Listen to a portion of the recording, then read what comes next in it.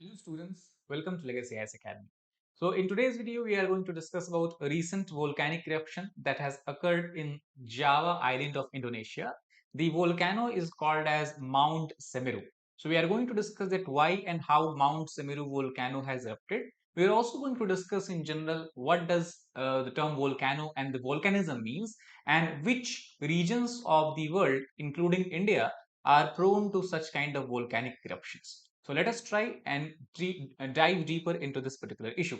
So as per the recent report, we can see that due to the improvement in the weather conditions in the Indonesian islands of Java, the rescuers have resumed evacuation operations in the search for possible victims after the highest volcano. What we have to remember here is the Mount Semeru is considered as the highest volcano on on Indonesia's most densely populated island, that is Java Island, and it is believed that the eruption and all this we can say avalanche and lava movement has been triggered by the monsoon rains as well. If we talk about the past eruption of Semeru volcano, last time erupted somewhere near December 2021. That means we can say almost 1 year before, when it blew up with a fury that left 51 people dead in the villages surrounding Mount Semeru and were buried in the layers of mud because a huge amount of ash, huge amount of the we can say particles that has erupted during the Semeru volcanic eruption. The other name of Semeru, it is also known by the name of Mahameru, and it has erupted numerous times in the past 200 years. Still, as is the case with many of the 129 active volcanoes that are the part of Indonesian island chain, tens of thousands of people still continue to live around Mount Semeru on its fertile slope. This is again a very important point because when the volcanic eruption happens, that time obviously the lava that comes out, the gases, the dust particle, and the ash particles that they come out, they are very, very deadly and dangerous for the people around that volcanic region. But once the eruption stops, once everything settles down, and gradually when the lava solidifies, cools down, and as a result of erosion, it basically convert into soil, and these soils are very, very fertile from the agricultural point of view. And this is the reason why you will see that large parts of the world, we have many volcanoes that are either in the active state or in the dormant state. Despite that, people continue or have developed this habit of living together or living in the vicinity of the volcano. The one reason is the fertility of the soil. Now, before going into details about the mechanism of volcanism, let us try to understand the geography where the Mount Semeru volcano has erupted. So, as you can see from this particular map, this is the overall Indonesia. This is the Sumatra island of Indonesia, which is closest to India. If you talk about the Great Nicobar island of Andaman Nicobar, it is just 150 kilometers away from the Great Nicobar island. Similarly, as you move away, this is a small island, obviously smaller than the Sumatra island. And as you can see on the easternmost point of Java island, we have the Mount Sumeru, where volcanic eruptions happen. And as you go more toward east, you can see smaller islands are there, such as Bali, which is one of the very well-known islands of Indonesia, well known for the tourism purposes. So this is overall geography. If we talk about the exact location, the Sumeru volcano is situated in the Lumajang district, which is part of East Java province of Indonesia. Now let us try to understand that how and what kind of eruption have been observed in Mount Sumeru. So as far as the amount of dust particle and ash particles are concerned, we can see that a thick columns of ash particle which has been ejected out with such huge force that went up almost all the way up to 1500 meters. That is nearly 5,000 feet in the sky. So you can imagine the explosive forces that have caused the eruption of volcano. Due to such huge and large scale eruption of ashes and movement of ashes, many villages and the nearby small towns were blanketed with the falling ash. Not only that, due to the continuous monsoon rainfall, the upper dome of volcano was basically eroded, and as a result of this erosion, the lava dome, the upper part of the volcano, basically collapsed. And it is due to the result of this collapse of the lava dome, it has caused avalanche of blistering gases, that is very high temperature gases, hot gases and lava that flew down toward the slope of mountain or toward the slope of volcano at a very, very fast pace, and then finally entered into the nearby river, causing extreme level of pollution as far as the drinking water and the nearby soil regions are concerned. So this is overall we can talk about and think about as far as the current Sumeru volcanic eruption is concerned. Now let us try to understand this in more detail, that what basically is a volcano and what is a volcanism.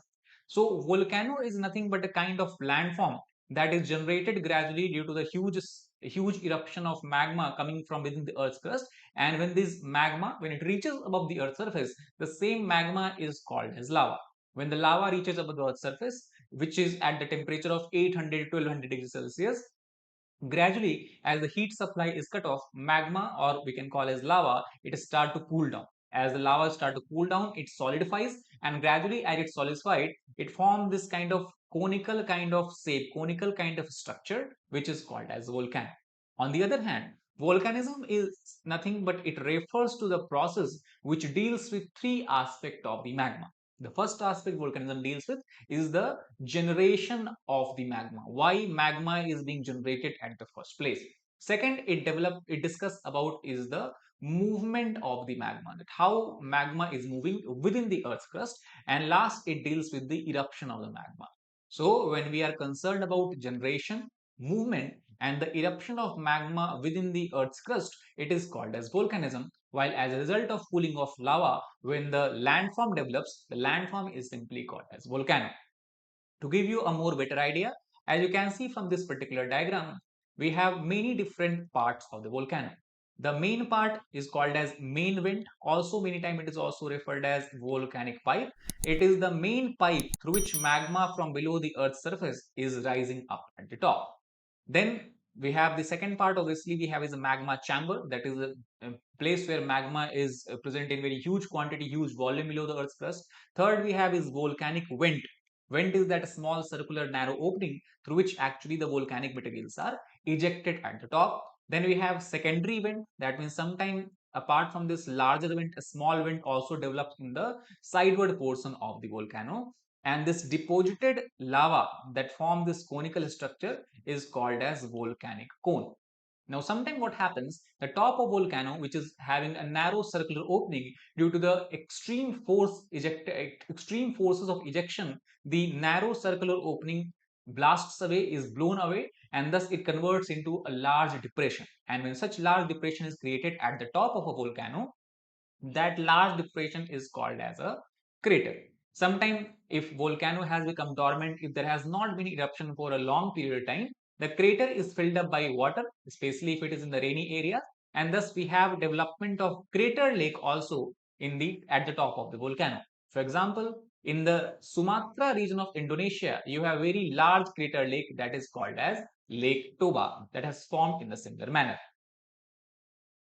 Now the question comes, that are all volcanic eruptions same? So the answer is obviously no. The extent of the volcanic eruption, the method, or we can say the process of volcanic eruption, the overall explosivity in the volcanic eruption depends on the type of magma. The type of magma basically is determined by the amount of silica content. If the amount of silica content is higher, that means magma is more acidic and it will flow at a very slow pace. It is more sticky in nature. On the other hand, if amount of silica is lesser, magma is more mobile, magma is more fluid, and thus when the eruption happens, it flows at a very fast rate or flows in a very what we can say easy manner. And that is why, depending on different types of magma, we can have different types of volcano, such as fissure volcano, shield volcano, dome volcano, ash cinder volcano. Obviously, the ash content coming during eruption is much more higher. Composite volcano, as well as the caldera volcano. So depending on the type of magma, depending on the shape and size of volcano, we can categorize into different categories. Now, coming to the most important question, that why do volcanoes basically erupt, or why do volcanoes generally erupt? So to understand the process of eruption, before we have to understand that how our earth is made up of, or what our earth is made up of. So the upper part of the earth, which is also called as lithosphere, is the part that consists of the solid crust and upper solid part of mantle. Now this part of earth is called as lithosphere, which is floating over a semi-solid or semi-liquid layer that is called as atmosphere. However, the lithosphere is not a single continuous landmass, rather it is broken into different smaller fragments, and each of these small fragments are called as plates. That means, in essence, what we can say, that our entire earth is made up of several different plates. Some plates are having large part of continents, thus they are called as continental plate. Some plates are generally covered by over a large area are covered by the oceanic water, thus they are called as oceanic plate. That means on the earth we have continental plates and we have the oceanic plate. Some of the most notable and the major plates of the earth has been mentioned here in the map. As you can see from here, we have Eurasian plate, African plate, North American plate. These are examples of continental plate, while Indo-Australian plate and Pacific plate are the best example of the oceanic plate. So basically what we can understand that the plates are not static. The plates are not steady, but plates keep on moving with respect to each other, and thus they interact with each other. So two major types of interaction we can observe on the Earth's surface. The first interaction is when the two plates are moving away from each other. If two plates are moving away from each other, that kind of plate interaction is called as divergent plate interaction, and sometimes they are also referred as constructive plate boundary. So obviously, now imagine what is happening when the two plates are moving away from each other.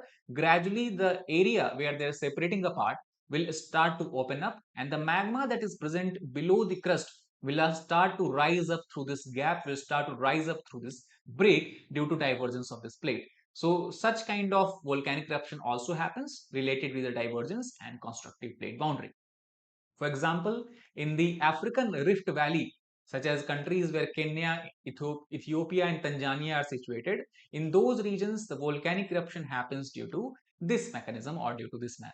Even Mount Kilimanjaro, the highest mountain in the African continent, there also the at the top of Mount, we can say Kilimanjaro, we have a volcano. That volcano also has developed in the similar manner.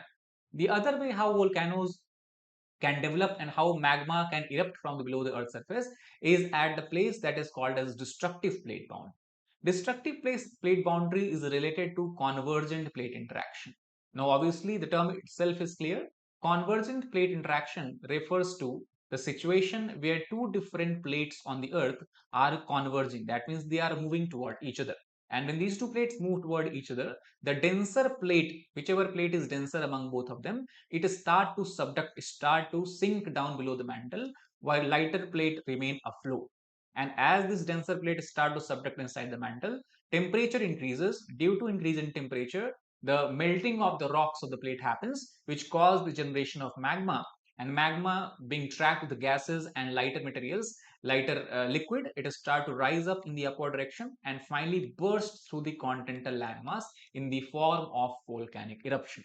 This can also happen when one plate is continental plate, the second plate is oceanic plate, or even if both plates are oceanic plate, in both kind of interaction, we can have development of destructive plate boundary that can lead to development of a volcanoes and the volcanic eruption. So now coming to the question that why do we have volcanism that happens in India? Why do volcanoes occur in Indonesia? So as we can see the location of Indonesia, this is your Indonesian islands. So Indonesia is basically situated in the region that is generally referred in geography as a ring of fire or circum-Pacific ring.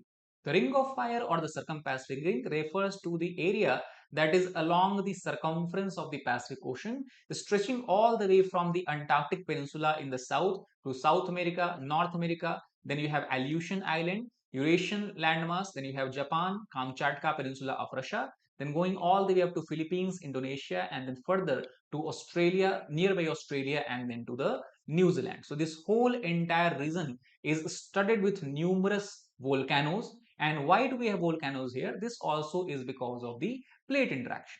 For example, here we have the major plate, that is the Pacific plate. Here we have Eurasian plate, here we have North American, South American plate, and here we have the Indo-Australian plate. So Pacific plate is basically interacting with all these plates and is subducting below each other. And due to this region, we have oceanic as well as oceanic continental convergence that is giving rise to the volcanic eruption as we discussed in the last slide. So basically, if you look at the plate here again, this is the Indo-Australian plate. Here we have Philippines plate. This is the Pacific plate and this is the Eurasian plate. So if you look closely, the location of Indonesian island, it is located at the junction of numerous plates. On the north, we have Eurasian continental plate. In the west, we have Indo-Australian oceanic plate. In the east, we have the Philippines sea plate. And in the farther east, we have the Pacific sea plate. So since all these plates keep on interacting with each other, and that is the reason why we have so many numerous volcanoes along the entire chain of the Indonesia. If you look at this particular diagram, you can see all these red dots basically tells you or gives you the location of numerous number of volcanoes across the island chain of Indonesia formed due to the destructive plate interaction or convergent plate interaction. To make it more precise, you can see that few years back we have eruption of another very important volcano in the Java region, that is called as Mount Merapi, and yesterday, few days back, we have eruption of the Semeru volcano. So large number of volcanoes, their names also you can see, that are part of Indonesian as well as Philippines island chain that has formed due to the plate interaction. So the question naturally comes that should we also worry about volcanism if we are living in India? Do we have any volcanoes in India? The answer is that fortunately, if we talk about the mainland of India, since there is no such plate interaction going on, the only plate interaction is going on is continental plate interaction, which does not causes volcanic eruption. So overall, India is much more safer as far as the volcanic eruption is concerned. However, there is only one volcano in India which is active in nature, and it is part of Andaman and Nicobar Island. The volcano itself is known by the name of Barren Island, which is situated to the eastern part of the Middle Andaman Island. So Barren Island, very important name, the only active volcano in India, which every now and then keeps on erupting. But since the population density, since the number of settlement and habitation here are very lesser around these areas, the actual risk to India from this volcanic eruption is very minimal in nature. So overall, as far as India is concerned, we are much more safer, and we are extremely safe, we can say, as far as the volcanic eruption is concerned. However, our nearby neighbor, Indonesia, the Indonesian people always have to face and bear the brunt of volcanic eruption. So that is all about this particular topic. I hope you understood about the concept behind this recent volcanic eruption and the overall mechanism of the volcanoes in general. That is all for this particular video. If you like the video, please hit the like button, share it with your fellow aspirants, as well as subscribe to our channel for more such helpful contents. Thank you very much.